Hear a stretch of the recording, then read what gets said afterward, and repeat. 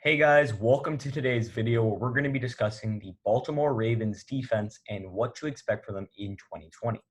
Before we get started, please like and subscribe. It really helps my channel grow. And on a quick side note, if you don't already know, I've been writing some articles for the updog.com, which is a sports article website where anyone under the age of 22 can post articles on any sports topic that they're interested in. If any of y'all are interested in reading some of the articles on the website, feel free to go check those out. I'll leave a link to them in the description down below. There's some really interesting articles up, and we're coming out with new content daily. Secondly, if any of you are under the age of 22 and are interested in doing some sports writing, then you can sign up on the updog.com right now. By the way, it's free and you can write as much or as little as you want. The only requirements are that you're 22 and are interested in sports writing. If this is something that even partially interests you, why not give it a shot? It's a good thing to put on a resume. And once again, you can write as much or as little as you want. I'll leave the link in the description down below for those that are interested. Now let's dive into the video, and I hope you enjoy.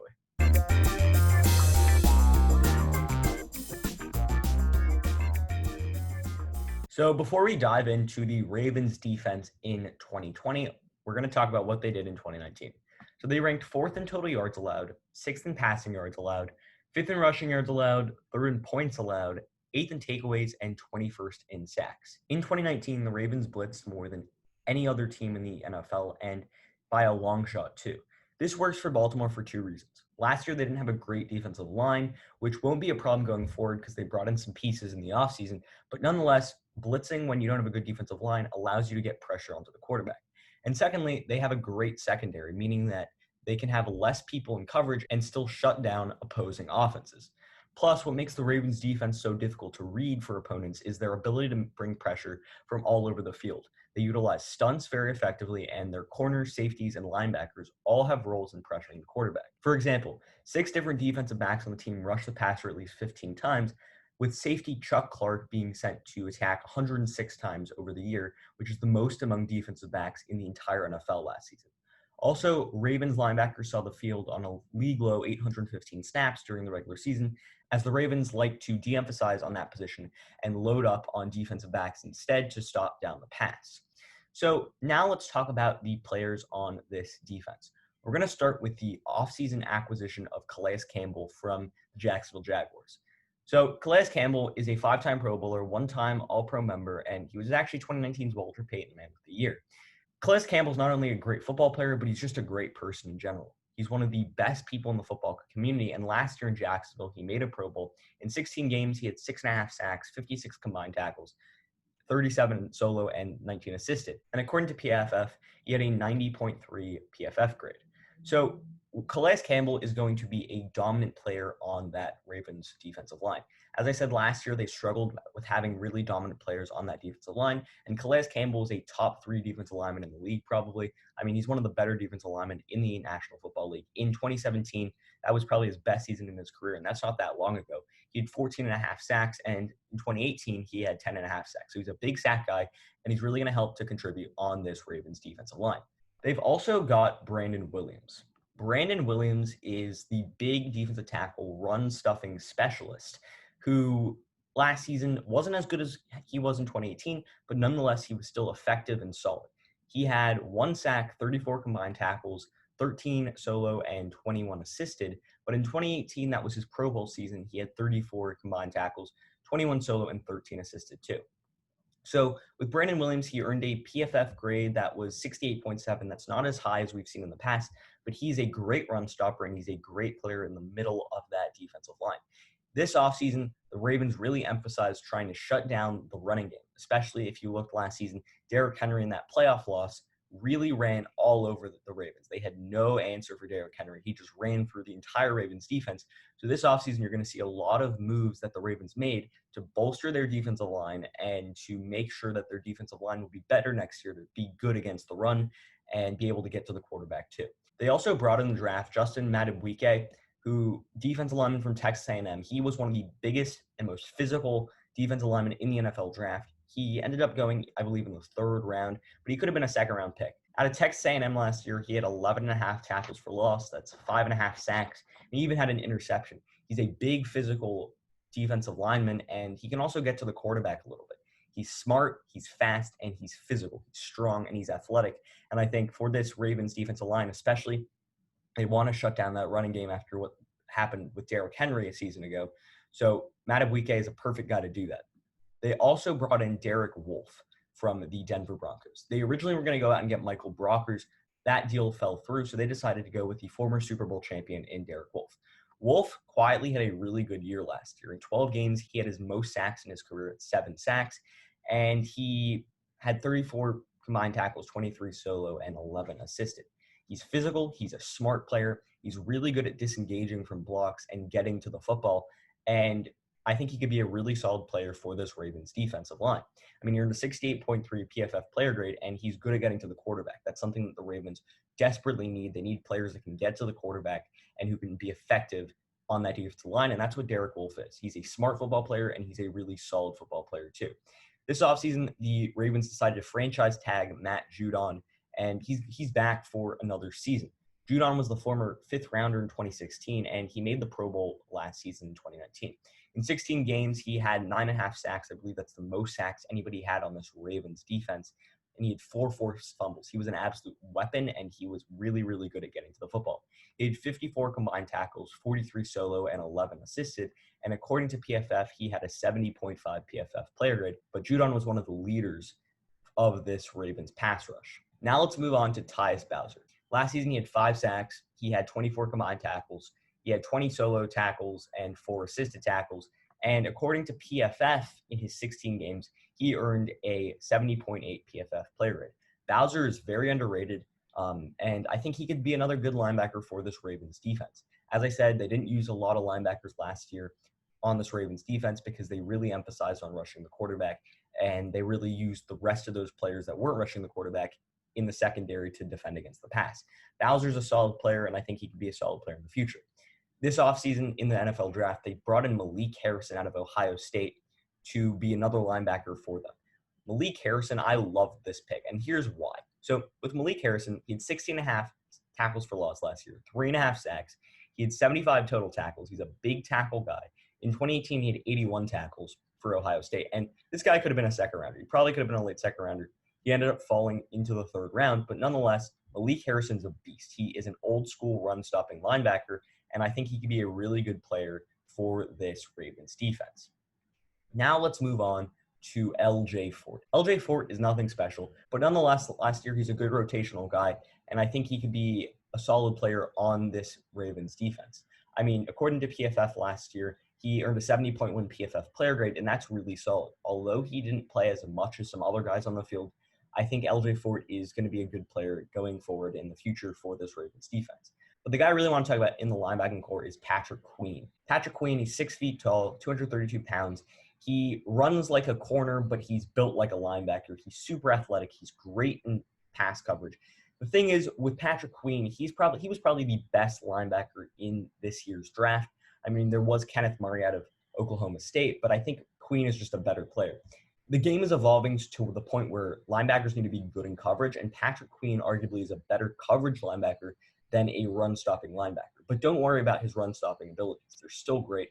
And at the end of the day, they did bring Malik Harrison in as a guy who is really good against the run. So having 2 rookie linebackers in Patrick Queen and Malik Harrison getting serious playing time in the coming years could be something that would be really interesting in the future for this Ravens defense. Also, they do have Jaylon Ferguson. He was a 3rd-round pick in 2019, and he didn't play badly, but he didn't play as well as some would have hoped. He only played in 14 games. He had 2.5 sacks. He had a fumble recovered. He was all over the football field. He had 31 combined tackles, but he wasn't excellent. But maybe in a second year, he can be better. He earned a 58.0 PFF player grade, which is one of the worst PFF player grades on this Ravens defense. They've also got Pernell McPhee. He's another linebacker. This Ravens defense is very loaded at linebacker. They've got a lot of depth, and McPhee is a former Super Bowl champion. He's a solid player. He's an NFL veteran. He had 3 sacks last year, 19 combined tackles, and he's not going to put up a ton of sacks. He's not going to put up a ton of tackles, but he's another good rotational player in this Ravens defense. Now let's move on to Jihad Ward.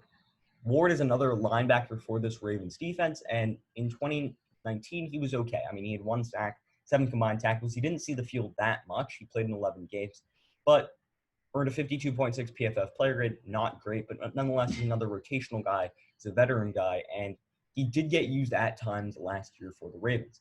Now, though, let's move to this star-studded secondary, and of course, we're going to start with Marlon Humphrey, one of the best corners in the NFL. He's young, and he's really, really good in man coverage.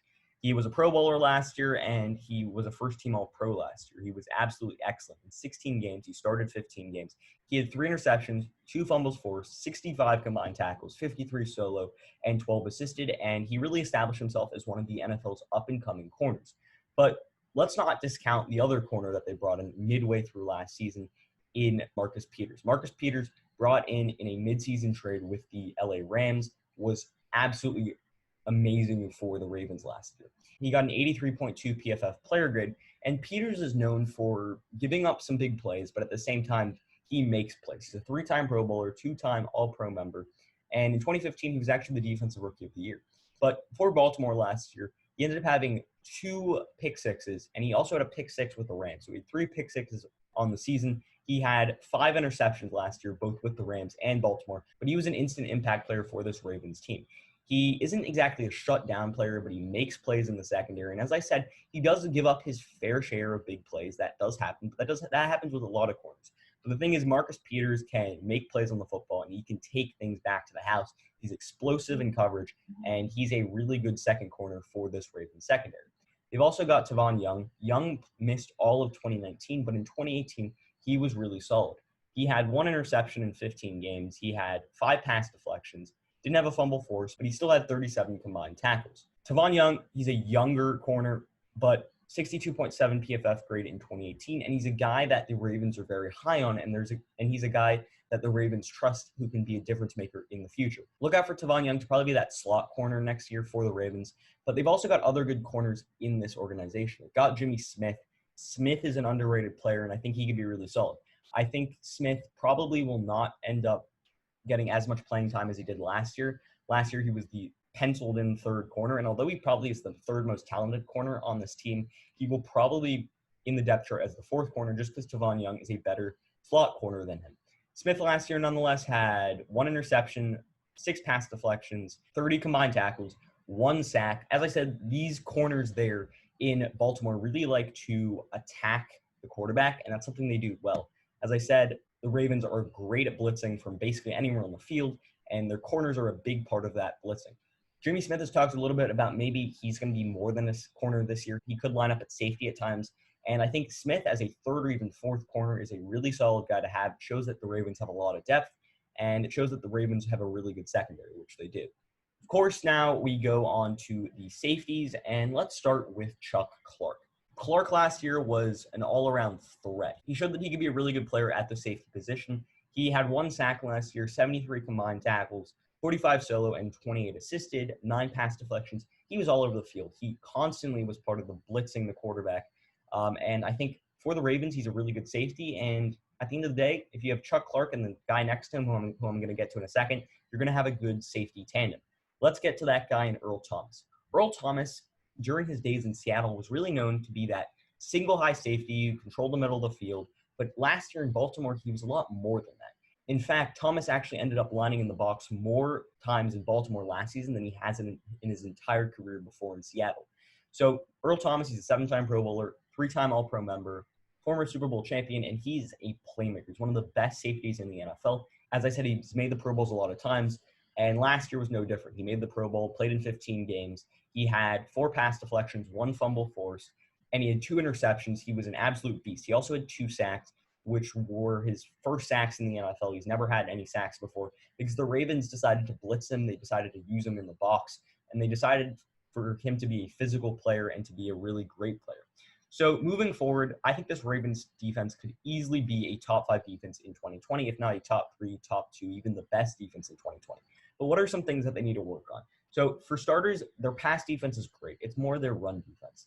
Basically, they really got torn up by Derrick Henry, and they made a lot of moves in the offseason to combat that and to get better in the run defense. They brought Calais Campbell, one of the best run stuffers in the NFL. They brought in Derek Wolfe. He's a good defensive lineman who can stop the run too. And they brought guys like Calais Campbell and Derek Wolfe in, not just because they can stop the run, but also because they can get to the quarterback. They brought in a lot of talent this offseason, especially in the draft. I thought they did really well in the draft, getting Patrick Queen. They got Justin Madubuike, as well as the linebacker from Ohio State. All in all, I love what the Ravens did, and I think that the Ravens moving forward defensively are going to be really solid. They've shored up the run defense. Their pass defense is going to be just as good, if not better, next season, especially with Tavon Young coming back. And all in all, I love this Ravens defense moving forward. So watch out, Ravens fans, and get excited for this Ravens defense to dominate and hopefully be better against the run and be better against the pass and just be an all-around dominant unit in 2020. Now that you've reached the end of my video, I want to thank you for watching. Please like and subscribe as it helps my channel out, and check out my other videos on my channel. Also, you can follow my Instagram, the link is in the description down below, and I hope you enjoyed the video. Until next time, see ya.